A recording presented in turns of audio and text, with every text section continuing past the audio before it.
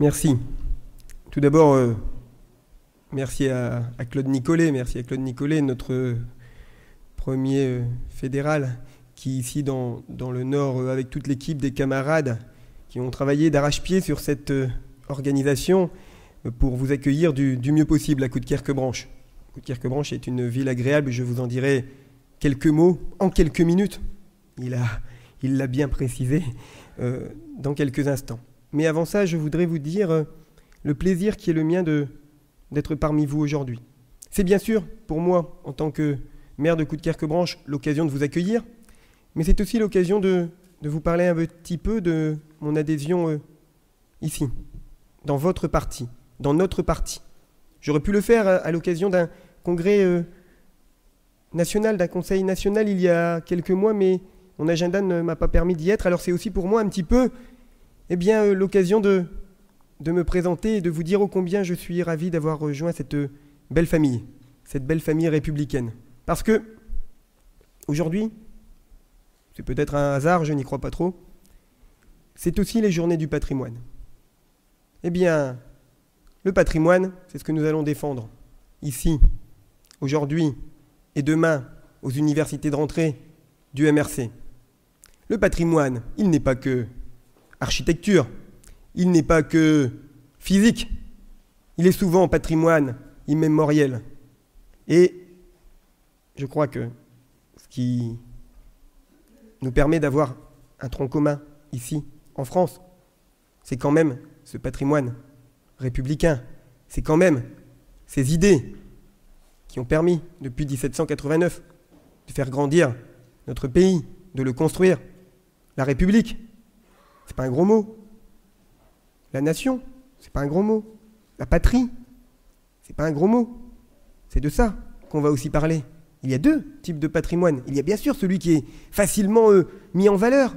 Ici, à Coudekerque-Branche, nous avons des bâtiments assez anciens, un relais de maître de poste, où on changeait les chevaux au moment des passages de diligence. On a une vieille ferme qui est devenue un beau restaurant. On a la chance d'avoir une mairie qui a été construite au début du XXe siècle et qui est un peu le symbole de cette gauche républicaine triomphante dans notre ville. Alors qu'avant, la ville était tenue par les patrons des filatures, les patrons des huileries, très présentes sur notre territoire. C'est à partir du milieu du XIXe siècle que Coudekerque-Branche s'est développé au travers de son canal de Bourbourg, puis de l'arrivée du chemin de fer. Et tout ça a permis de faire grandir cette ville, qui est devenue rapidement la seconde ville de l'agglomération dunkerquoise. 25 000 habitants à Coudekerque-Branche, au sud de Dunkerque. Nous avons eu à un moment donné un accès à la mer. Il a été par la suite, via la ville de Rosendal, rattaché à la ville de Dunkerque. C'est une longue histoire, je ne la ferai pas ici, mais une ville importante. Et elle est née, cette ville, sur ses valeurs, les valeurs que nous défendons encore aujourd'hui, au sein de notre parti. C'est-à-dire des valeurs où la fraternité républicaine a tout son sens, où le territoire a tout son sens, où le pays a tout son sens. Si je le dis, c'est parce que on est en université de rentrée, mais des échéances se profilent. La municipale, bien sûr, mais celle-là, j'en fais mon affaire. Et surtout, derrière, l'européenne. On l'oublie trop souvent. Élection qui est moins appréciée par les électeurs. Ils ne la boudent pas, mais ils ont moins l'impression qu'un député européen les représente. Et pourtant, ici, à Coudekerque-Branche, je suis en train de vivre directement, Christian Hutin, qui m'accompagne dans ce combat, notre député, pourrait le dire aussi bien que moi. Je vis actuellement, par rapport à cette Union européenne, dans quelques mois, un drame économique et social. Une huilerie historique, l'huilerie Le Sieur, créée en 1904, la première huilerie de France, du groupe, ici à Coudekerque-Branche, grâce justement à ce fameux canal qui permettait aux péniches d'amener l'arachide, l'huile d'arachide bien sûr, d'amener l'arachide à d'autres péniches. Eh bien, à cause d'une directive européenne qui n'est pas encore votée par les eurodéputés, eh bien, nous risquons de voir disparaître 40 emplois sur ce qu'on appelle l'estérification, c'est-à-dire leur filière biocarburant. Parce qu'un administratif, pas un élu du peuple, un administratif a déclaré, peut-être parce qu'il a entendu par des groupes de pression ou autres, des lobbies, que le taux devait changer, que nous devions changer le taux d'estérification. Eh bien, le groupe, Sopréole, au-dessus de Le Sieur, eh bien, ce groupe va, clairement, prétextant cet alibi administratif, pas encore voté, on va tout faire pour qu'il ne le soit pas, fermer, tout simplement, son site. On ne peut pas l'accepter.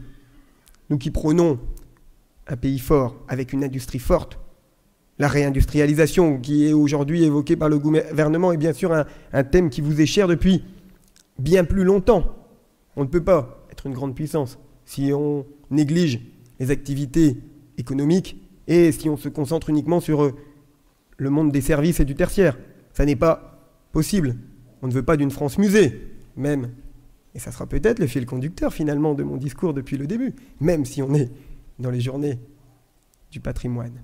Alors voilà pourquoi, sans hésiter une minute, à un moment à la croisée des chemins, il m'a fallu choisir. Mais je n'avais pas à choisir. Si je regarde mon parcours militant, je le disais à Jean-Luc Laurent que je remercie de sa présence et aujourd'hui de son soutien avec le choix de Coudekerque-Branche pour cette rentrée de notre parti, eh bien je lui disais en aparté, la première fois que j'ai voté, parce que vous n'allez pas le croire, mais je n'ai pas 17 ans. La première fois que j'ai voté, c'était à Maastricht. Et moi, j'ai pas voté oui. Moi, j'ai voté non parce que, non pas que je ne croyais pas à l'Europe. Je ne croyais pas à cette Europe-là déjà. J'étais à l'époque étudiant, en train de préparer mon doctorat en histoire politique. Et déjà, je ne croyais pas à cette vision de l'Europe, magma administratif supranational. C'est pas comme ça qu'on construit. On construit les uns avec les autres. On construit ensemble, en respectant chaque nation, chaque pays, chaque patrie, évidemment. Alors, quand il m'a fallu choisir, ça n'a pas été très compliqué. Je regardais évidemment depuis un moment, aidé par mon ami Christian Hutin, que je remercie de m'avoir emmené sur ce cheminement politique et philosophique. Je regardais depuis un moment les thématiques que vous abordiez, les thèmes forts que vous défendiez. Et ce sont les miens. Moi, je suis avant tout républicain. Je suis avant tout fervent défenseur de ma commune et de mon pays. Je crois en une construction européenne, comme je viens de vous le dire, mais pas celle qui est en train de se faire depuis bien trop longtemps maintenant. Je suis pour oser aussi aborder des thèmes qu'on voudrait toujours ne pas mettre à gauche. Sécurité, tranquillité publique. Et c'est une de nos premières libertés.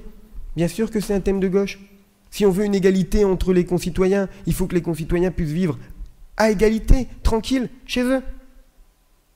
La réindustrialisation, non, la gauche, pas... Mais bien sûr que si, heureusement que la gauche s'occupe de ses affaires économiques. On est là d'abord pour défendre quand même l'emploi chez nous, sur nos territoires respectifs, dans notre pays. Comment voulez-vous que demain, on puisse construire et continuer de construire et continuer de faire ce trait d'union républicain si on a des familles entières dans le désarroi social parce que les emplois ont disparu? C'est impossible, voyons. Donc voilà, tout doucement, Christian m'y a aidé et je l'en remercie. J'ai fait ce cheminement jusqu'à vous. Je ne le regrette pas. Je ne l'ai pas regretté hier, avant-hier. Maintenant que j'ai la majorité, je le regrette.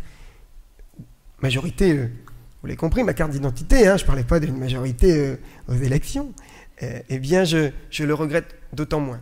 Je suis très heureux, très fier de vous accueillir ici, à Coudekerque-Branche, dans un esprit républicain. Je vous remercie.